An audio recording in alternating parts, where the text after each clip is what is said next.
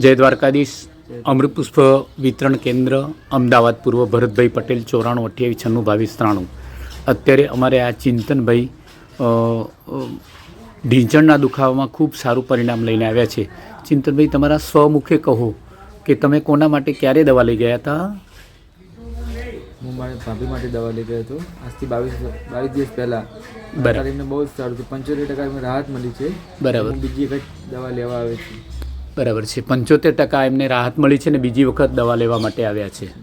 બરાબર છે. 22 દિવસની અંદર 75% ઢીંચણનો દુખાવો ગાયબ થઈ ગયો. બરાબર છે. ભાભી ક્યાંના છે તમે?